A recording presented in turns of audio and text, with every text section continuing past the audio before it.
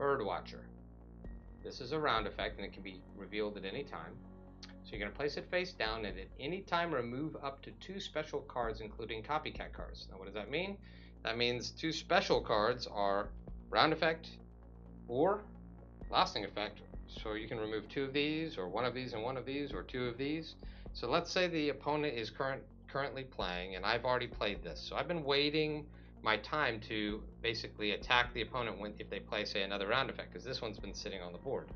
So the opponent plays a faction card and he really gets me with F the Man, which is adding +5 to all blues and reds. So that's a 25-point play. So now is my chance, and I will reveal Birdwatcher and say, sorry buddy, your F the Man is gone.